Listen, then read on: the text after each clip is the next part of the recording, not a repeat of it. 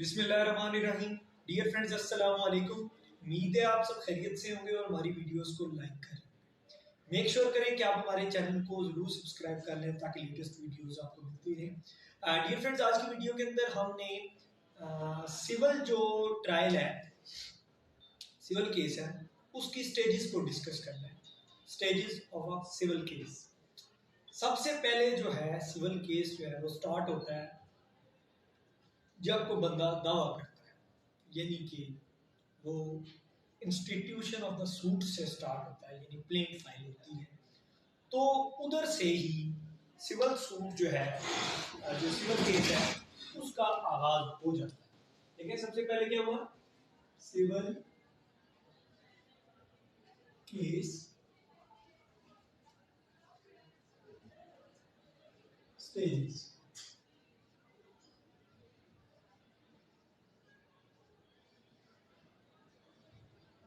देखिए सबसे पहले जो है वो आपके पास प्लेंट फाइल की, किसी ने दावा फाइल किया। अब देखिए जैसे उसने दावा फाइल किया तो इसके बाद क्या, इसके बाद जो है वो समन्स इशू होते हैं कि वो जिस बंदे के खिलाफ दावा किया गया है उस बंदे को कोर्ट में तलब किया जाए। उसको हम कहते हैं कि इशुएंस ऑफ समन।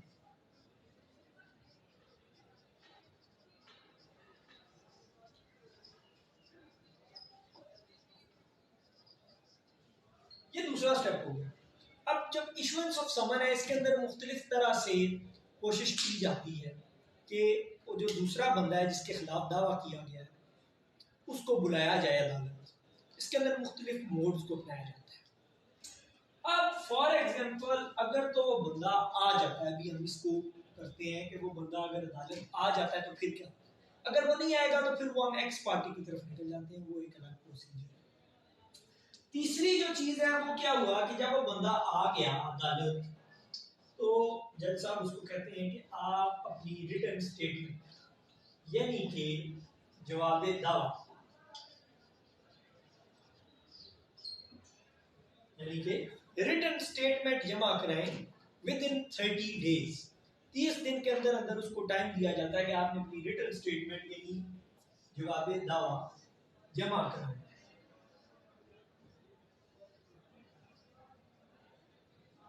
ठीक हो गया,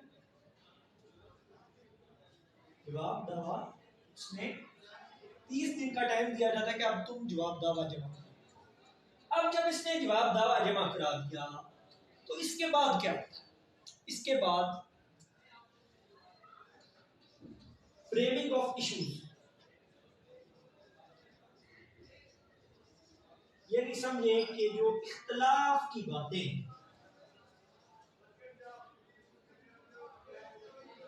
फ्रेमिंग ऑफ इश्यूज यानी कि जो इख्तलाफ की बातें हैं, प्लेंट के अंदर जो दावा इस बंदे ने किया प्लेंटिव ने, और जो डिफेंडेंट ने रिटन स्टेटमेंट जमा कराई है, उसके अंदर जो इख्तलाफ की बातें हैं दोनों के अंदर, उनको निकाल कर एक समझे क्वेश्चंस बनाए जाते हैं कि ये क्वेश्चंस हैं और इनके अब हमें आंसर्स चाहिए। यानी कि जो इख्तलाफ की बातें हैं वो फ्रेमिंग ऑफ इश्यूज होगी। अब फ्रेमिंग ऑफ इश्यूज के बाद, फ्रेमिंग ऑफ इश्यूज के बाद हमारे पास जो चौथी स्टेज आती है, पांचवी, वो ये होती है कि जो प्लेंटिव साहब है, जो प्लेंटिव है उसको कहा जाएगा कि तुम अब अपना एविडेंस दो। एविडेंस, इसमें ओरल एविडेंस भी हो सकता है और डॉक्यूमेंट्री एविडेंस भी, उसको कहा जाएगा तुम प्रोड्यूस करो। अब वो जब एविडेंस लेके आता है तो उस एविडेंस पे क्रॉस एग्जामिनेशन होती है। इसी तरह जो आपका डिफेंडेंट है उसको भी कहा जाता है कि तुम एविडेंस लाओ, डेट को भी कहा जाता है कि तुम अपना एविडेंस लाओ, उस पे भी क्रॉस होगी। अब जब ये दोनों काम हो गए, इसके बाद क्या, इसके बाद आपका होगा फाइनल आर्ग्यूमेंट। फाइनल आर्गुमेंट होगी जिसमें दोनों वकीला जो हैं प्लेंटिफ की तरफ से और डिफेंडेंट की तरफ से अपने केस को प्रूव करने के लिए बहस करेंगे और कोशिश करेंगे कि हमारा जो मौक़िफ़ है उसको अदालत तस्लीम करे। फाइनल आर्गुमेंट के बाद जो है आपका जजमेंट, यानी कि कोर्ट जो है वो इस पे अपना फाइनल आर्डर जो है वो दे देगी कि इस पे फैसला क्या हो।